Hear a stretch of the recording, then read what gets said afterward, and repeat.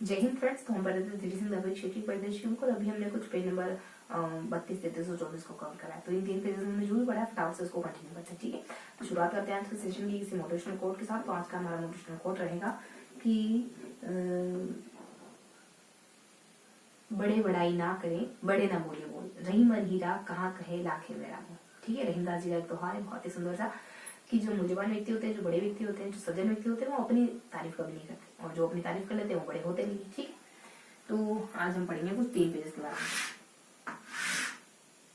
ठीक है, तो हमने अभी कौन कौन सा पेज देखा? हमने पेज नंबर 32, 33 और 34, इन 3 पेजेस को पढ़ा है। 32, 33 और 34। बहुत बहुत थोड़ी थोड़ी सी इन्फॉर्मेशन है। कभी एग्जाम, मुझे नहीं लगता कि कभी एग्जाम पूछ सकते हैं, पर यूँ है कि क्योंकि अपन बुक पढ़ रहे हैं तो बुक को पूरा पढ़ेंगे, चाहे इन्फॉर्मेशन कम हो, थोड़ी हो, बहुत ज्यादा इंपॉर्टेंट हो, बहुत ज्यादा इंपॉर्टेंट ना हो।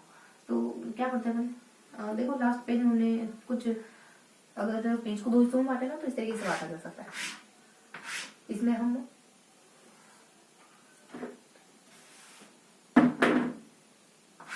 यहाँ कुछ निदेशालय के बारे में, मंडल के बारे में और अकादमियों के बारे में पढ़ते हैं। अकादमी, यहाँ पे अपन दो फैक्ट जानते हैं, 2 फैक्ट देखते हैं। ठीक है, निदेशालय कौन कौन से है? तो अपन कहते थे कि मतलब क्या कहते थे, बिल्डिंग किस किस की होती है, मतलब सरकारी भवन किस किस को अलॉट होता है? पंचायत को होता है। इसके अलावा मतलब इस तरीके से अपन ट्रिक बनाते हैं, और एक और अपन कहते हैं कुछ 2 ट्रिक होती है ना, एक तो बिल्डिंग वाली ट्रिक होती है, और एक और ऐसी कोई ट्रिक होती है। नीचे अकादमियों में बेसिकली हम कहते थे कि संस्कृत, उर्दू भाषा, एक और 2 ट्रिक होती, ये सारी भाषाएं और एक और कुछ ट्रिक होती, 2 ट्रिक होती। बीच में मंडल में अपन कहते थे कि अब मैं जैसा कहूंगा वैसा तुम करोगी।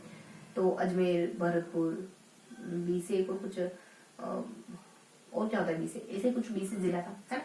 और जैसे जयपुर, जोधपुर, है, जैसे कोटा, उदयपुर, ये सारा निदेशालय कौन कौन से मंडल, कौन कौन से अकादमी, कौन कौन सी।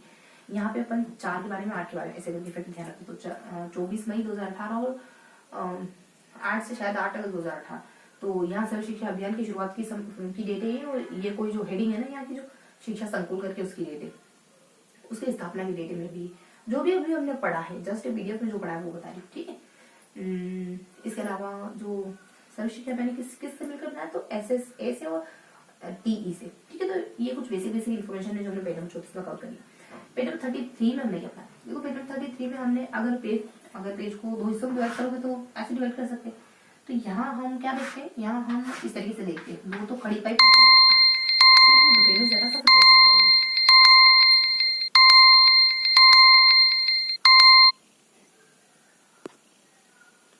ठीक है। तो पेज नंबर 33 में हम क्या पढ़ते हैं? तो पेज नंबर 33 में एक तो हम यहाँ पढ़ते हैं और कुछ यहाँ पढ़ते हैं। तो यहाँ कुछ ढांचा वगैरह देखते हैं अपन, वही प्राथमिक शिक्षा, माध्यमिक शिक्षा, समग्र शिक्षा परियोजना करके, फिर आरएससी आदि के बारे में, शिक्षक कर्मी करके, फिर सचिव करके, ऐसा कुछ ढांचा वगैरह जानते हैं। यहाँ 2 कॉन्सेप्ट और देखते हैं कि एक राजकीय संस्था कौन सी हो जाती है और स्वायत्त शासी कौन सी हो जाती है।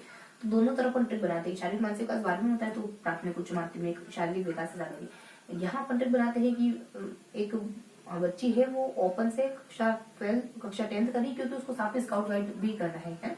स्काउट गाइड सर्टिफिकेट भी लेना, तो साथ साथ स्काउट गाइड भी करी। बालिका है, ओपन है, माध्यमिक शिक्षा, है ना। और ये सब जयपुर में ये संस्था है, स्काउट गाइड। तो ये सारी संस्थाएं स्वायत्त शासी और ये राजकीय। ठीक है, इसके अलावा बीच में कॉन्सेप्ट और आता है शायद बीकानेर के बारे में, माध्यमिक शिक्षा बीकानेर के बारे में आता है। इसकी स्थापना देखो यहाँ पर याद कैसे करते हैं, फॉर्मेट बताती हूँ, 6, 7, है ना। और फिर अगला कार्य वगैरह, इसकी पुरस्कार वगैरह, इसकी कुछ प्रकाशित पत्रिकाएं वगैरह। तो 3 से 4 कॉन्सेप्ट है। इसकी स्थापना देखो ये देखते पर कि 36 सदस्य होते 6 से, और सत्यनारायण समिति हो जाती है, मतलब 6 से, फिर 57 इसकी स्थापना होती है। इसके कार्य क्या होते हैं? तो ये भी अपन गिनती में ही याद करते हैं ना, कि इसके कार्य जाते हैं 6, 3, 9, 10, 12 त्रैमासिक पत्रिकाएं, 9वीं 10वीं की किताबें, 12वीं और 10वीं की परीक्षाएं, प्रतियोगी परीक्षाएं, ये सब। इसके अलावा इसके कुछ पत्रिकाएं प्रकाशित करती है, दिशा, दीक्षा, बालिका, है ना,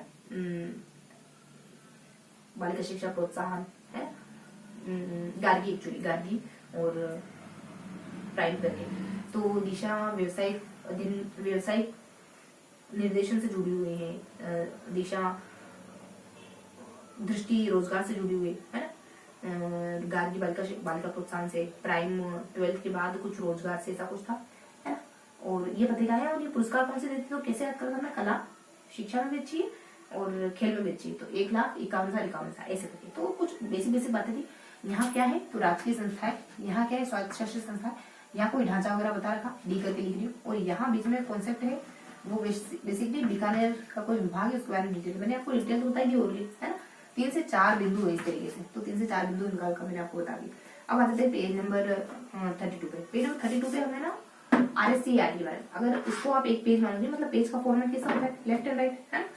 तो अगर इसको एक पेज मानोगे तो यहाँ RSCERT, इसके बारे में हाँ मतलब इसके बारे में बताया जाता है। उसके बाद यहाँ शायद पाठ्य पुस्तक मंडल के बारे में बताया जाता है। एक आधी संस्था ऊपर भी और एक आधी नीचे भी, एक ही और एक आधी संस्था नीचे भी। RSCERT के बारे में क्या कहना है, तो ज्यादा कुछ नहीं, इसकी स्थापना वगैरह और ये सब बता रखा है ना। इसका ये नाम कब पड़ा था, 76 में, जब इसकी स्थापना हुई थी। इसे 10 साल पहले तकरीबन 61 के समय इसका ये नाम नहीं था, सिर्फ RSCE था। और तकरीबन 2000 के आसपास, 2020 के आसपास, यानी 2018 के आसपास, एग्जैक्ट 2018 और 2018 में इसका पूरा नाम RSCERT है ना, अस्तित्व में आता है, मतलब अस्तित्व में आता है।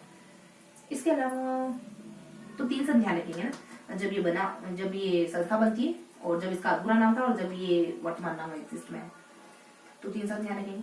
अब इसके अलावा एक पाठ्य पुस्तक मंडल जयपुर में है, एक शिक्षा कर्मी है, एक मदरसा बोर्ड है ना, ये कुछ संस्थाएं बता रखी है। इनके बारे में थोड़ी इन्फॉर्मेशन है, मतलब इनमें सदस्य संख्या और किसी में 5, मतलब थोड़ा बता रखा है इनके बारे में। एक कोई ऊपर भी जानकारी गिवन थी, किसी संस्था कोई शिक्षा कोई बुक करके था कोई, है ना, ऐसे ही कुछ था हल्का सा, ठीक है।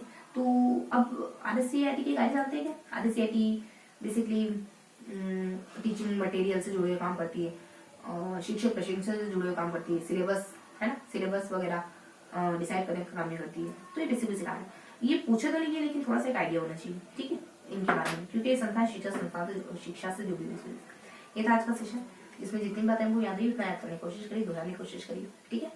तो 3 पेज करते हमको पढ़ने, तो ये हमारे 3 पेज थे, नेक्स्ट 3 पेज थे 32, 30 और 32, 33 और 34, ठीक है। तो आज का सेशन यही खत्म करते हैं, मिलते हैं ऐसे ही किसी अगले सेशन में। तब तक के लिए हंसते मुस्कुराते रहिए, दिल से पढ़ते रहिए। जय हिंद।